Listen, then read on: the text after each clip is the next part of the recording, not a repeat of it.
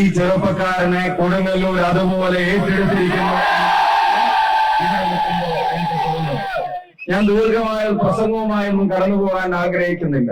പക്ഷെ ഞാൻ ഇപ്പൊ ഓർക്കുകയായിരുന്നു, ഈ ചെറുപ്പക്കാരന്റെ അച്ഛൻ ചെറുപ്രായത്തിൽ മരണപ്പെട്ട ശേഷം ഈ പയ്യനെ KSU നേതാവായി വളർന്ന കാലത്ത് കാത്തുനിന്ന പുഷ്പ എന്ന അമ്മയെ പറ്റി.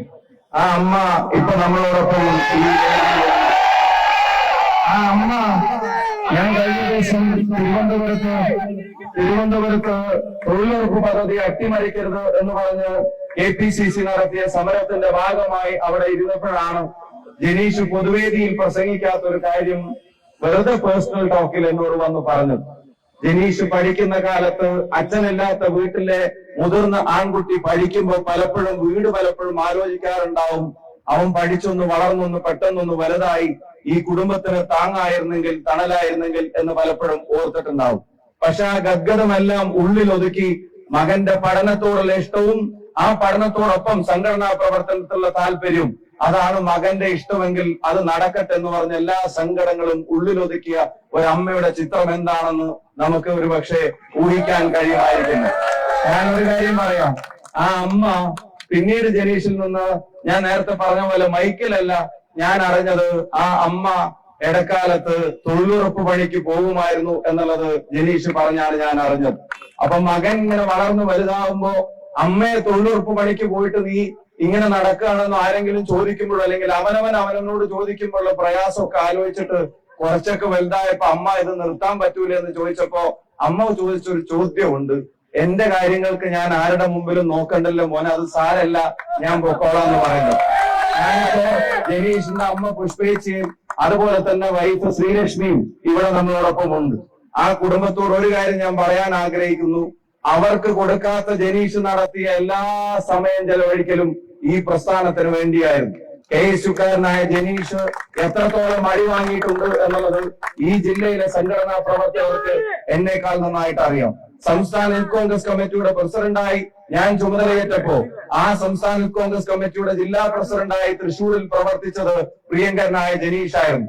സംസ്ഥാനത്ത് ഓരോ ബൂത്തിലും യൂണിറ്റിലും പിന്നെ മണ്ഡലത്തിലും അതിനുശേഷം ബ്ലോക്കിലും ജില്ലയിലും അതിനുശേഷം സംസ്ഥാന സമ്മേളനവും പ്ലാൻ ചെയ്തപ്പോ എല്ലാവരും എന്നോട് ചോദിച്ചു, സമ്മേളനം കോഴിക്കോടായിരിക്കോ മലപ്പുറത്തായിരിക്കോ അതോ പാലക്കാടായിരിക്കോ എന്നുള്ളത്. പക്ഷെ ഞാൻ തീരുമാനിച്ചത് സമ്മേളനം തൃശ്ശൂർ വെച്ച് നടക്കട്ടെ എന്നുള്ളതാണ്. അതിന്റെ ഏറ്റവും വലിയ കരുത്തും അതിന്റെ ഏറ്റവും വലിയ ബലവും ഏൽപ്പിച്ച ഉത്തരവാദിത്വം കഠിനമായി അധ്വാനിച്ച് നിറവേറ്റാൻ സദാസമയം അവൈലബിളായ, രാവും പകലുമില്ലാതെ അധ്വാനിക്കുന്ന, ഒരുപക്ഷെ അമ്മ പോലും ആഗ്രഹിച്ച സമയത്ത് വീട്ടിലെത്താത്ത അല്ലെങ്കിൽ വൈഫ് പോലും ആഗ്രഹിക്കുന്ന കാര്യങ്ങൾക്കൊന്നും കിട്ടാതെ ഞാനും നിങ്ങളും ഏൽപ്പിച്ച ഉത്തരവാദിത്വങ്ങൾ അക്ഷീണം യത്നിച്ച ഒരു ചെറുപ്പക്കാരൻ. ഞാൻ ഈ പ്രസംഗിക്കുമ്പോ MLA ഒന്നും ആയിട്ടില്ല, MP ഒന്നും ആയിട്ടില്ല. പക്ഷെ ഒരു വാക്ക് എനിക്ക് ഈ അമ്മയോട് പറയാൻ പറ്റും, അമ്മ നിങ്ങൾക്ക് തരാതെ നിങ്ങളുടെ മകൻ ചെലവഴിച്ച ആ സമയത്തിനുള്ള ഇഷ്ടമാണ് ആയിരക്കണക്കിനായ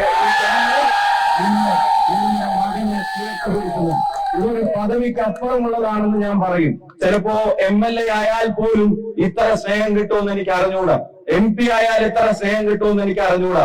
അതൊക്കെ ആവുന്നതിന് മുമ്പ് തന്നെ OJ ജനീഷ് എന്ന കോൺഗ്രസ്സുകാരന് ജനങ്ങളുടെ ഹൃദയത്തിൽ അതിനേക്കാൾ എല്ലാം വലിയ സ്ഥാനമുണ്ട് എന്നുള്ളത്, ആ സ്ഥാനം അവിടെ വരുന്നതിന് കാരണമായി മാറിയത് അവനവന്റെ കുടുംബത്തിന്റെ പ്രയാസങ്ങളൊക്കെ ഉണ്ടായിട്ടും ആ മകനെ സംഘടനാ പ്രവർത്തനത്തിന് അയക്കുമ്പോഴാണ്. സംഘടനാ പ്രവർത്തനം ഏതെങ്കിലും തരത്തിലുള്ള പദവിയുടെ ഗ്യാരണ്ടി ഉള്ള ഒന്നൊന്നുമല്ല.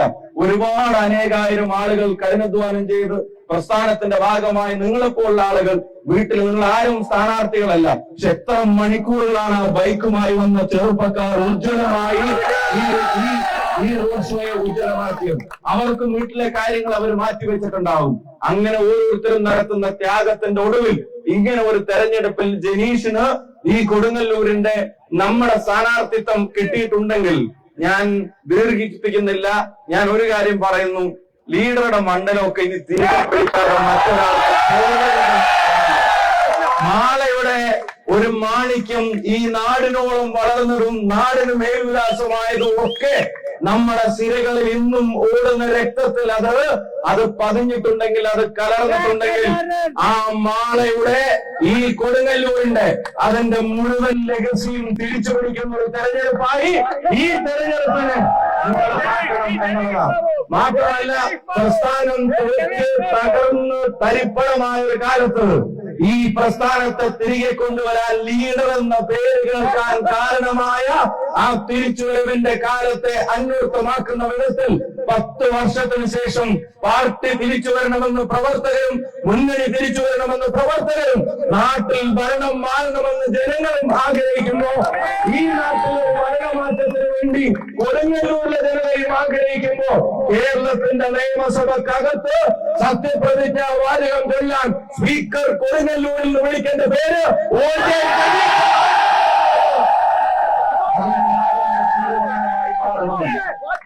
ഈ നാട് അത് ആഗ്രഹിക്കുന്നുണ്ട്. ഈ നാട് അത് ആഗ്രഹിക്കുന്നുണ്ട്. ഈ നാടെ അതാഗ്രഹിക്കുന്നുണ്ട്.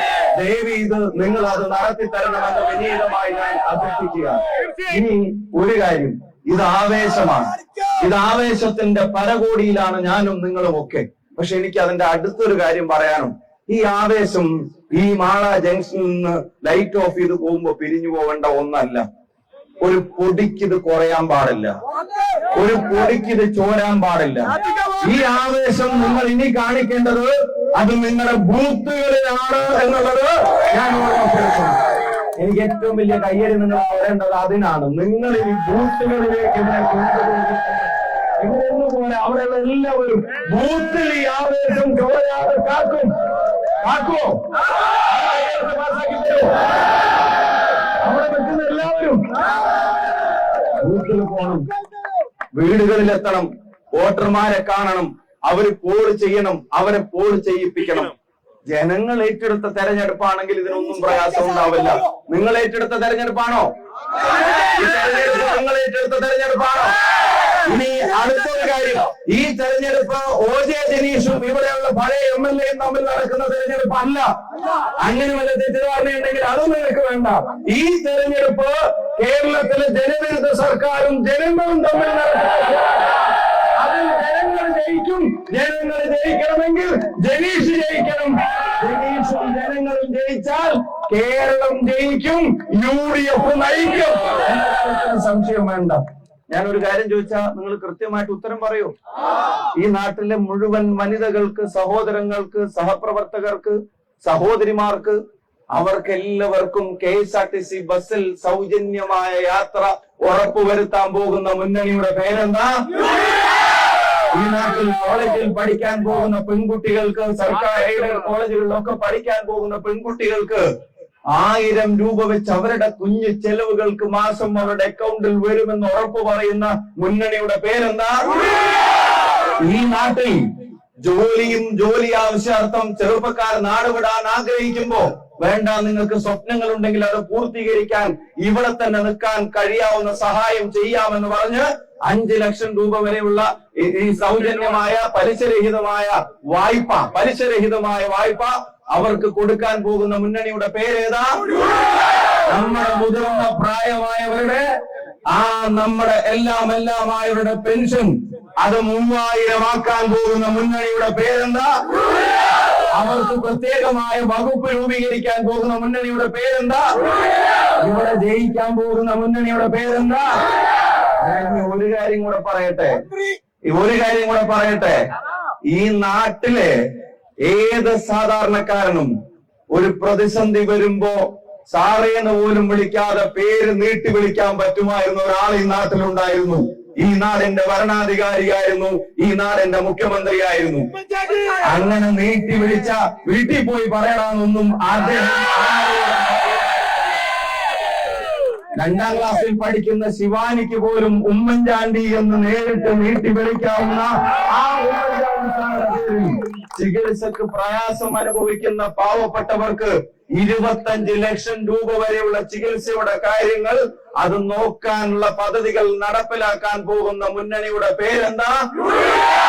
ഞാൻ ഒരു കാര്യം നെഞ്ചിൽ കൈവച്ച് പറയുന്നു, ആ ഉമ്മൻചാണ്ടി സാർ ഇന്ന് ജീവനോടെ ഉണ്ടായിരുന്നെങ്കിൽ ഒരുപക്ഷെ ഈ തെരഞ്ഞെടുപ്പിന്റെ ഇടവേളകളിൽ എപ്പോഴെങ്കിലും, ആ ദിവസങ്ങളിൽ എപ്പോഴെങ്കിലും ഇവിടെ വന്ന് ഇവിടെ ആര് മത്സരിച്ചിരുന്നെങ്കിലും ഈ കൈകൾ ഇങ്ങനെ ചേർത്ത് പിടിച്ചിട്ട് ജനീഷിനെ നോക്കിക്കോളെ എന്ന് എല്ലാ മാളക്കാരോടും പറയുമായിരുന്നു, എല്ലാ തെരഞ്ഞെടുപ്പുകാരോടും പറയുമായിരുന്നു.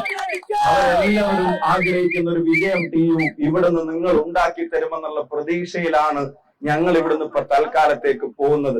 ജനീഷിനെ MLA ആവാനും ഭരണം ഈ നാട്ടിൽ UDF തിരിച്ചു പിടിക്കുന്നതും അതിന്റെ ശേഷം നിങ്ങൾ ജനീഷിന് കൊടുക്കുന്ന സ്വീകരണ യോഗത്തിൽ എന്നെ വിളിക്കുവോ?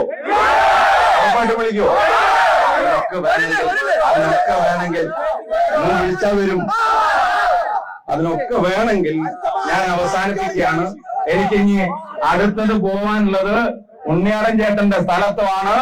അവിടുത്തെ പരിചയക്കാരോടൊക്കെ പറയണം, പുള്ളി ഇരിഞ്ഞാലക്കുടയിൽ പുള്ളിയുടെ ചിഹ്നമായ ഓട്ടോ അത് ഇരിഞ്ഞാലക്കുടയിൽ നിൽക്കരുത്, അതാണ് തിരുവനന്തപുരത്ത് എത്തണം എന്നുള്ളത് അത് നിങ്ങൾ എല്ലാവരും ഉറപ്പുവരുത്തണം. അദ്ദേഹത്തിന്റെ കുടുംബസംഘമുണ്ട്, മൈക്ക് ഓഫാക്കുന്നതിന്റെ മുമ്പ് എത്താൻ പറ്റുമോ നോക്കട്ടെ.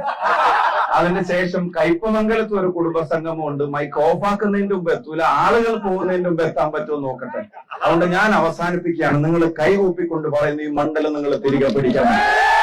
ഈ കൊടുങ്ങല്ലൂരിലൊന്നും UDF അല്ലാതെ മറ്റൊരു MLA ഉണ്ടാവാൻ പാടില്ല. അത് നാടിന്റെ തീരുമാനമായി മാറണം. പ്രിയപ്പെട്ടവർക്ക് എല്ലാവർക്കും സ്നേഹാഭിവാദ്യങ്ങൾ നേരുന്നു, എല്ലാവിധ സ്നേഹാശംസകളും നേരുന്നു. ഇന്നത്തെ ഈ പരിപാടി ഉജ്ജ്വലമാക്കിയ എല്ലാവർക്കും 1000 അഭിവാദ്യങ്ങൾ. നന്ദി, നമസ്കാരം. ജയ് ഹിന്ദ്, ജയ് UDF.